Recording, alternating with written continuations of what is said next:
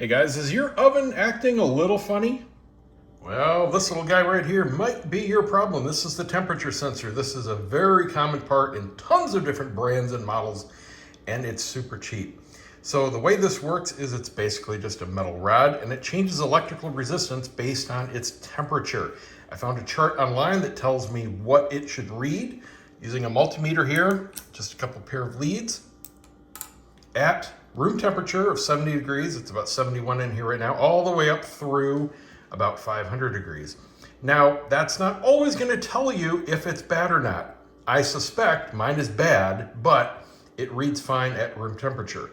Now, the way you read it is simply put probes in the end here. Now, the holes here are very small, and I don't actually have any probes small enough to get in there. So all I did is twist a few wires together for a little extra pair here I had and just give myself some room to actually make contact and get a reading.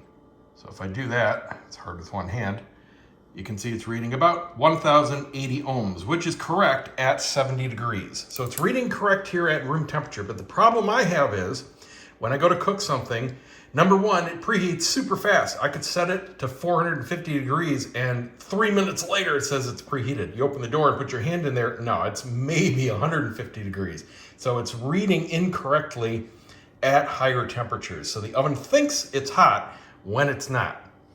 I'll put the part number down below to what I used, but verify that against what you need. And to get your part number, all you have to do is look on the part itself.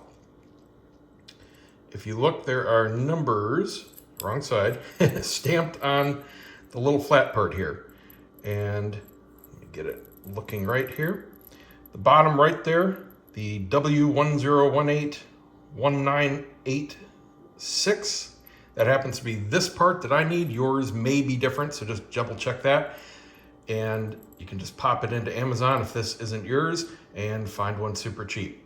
It was like $13.70 with tax, so no big deal. Even if this doesn't turn out to be the problem, it's cheap enough to swap in and test. Because if it's not that sensor, it's your main control board, the computer inside the oven, and that's a lot more expensive. So to get it out, it's going to depend on your model. Mine was very easy. I didn't have to take any covers off. It simply went into the oven right there through that hole with two little screws.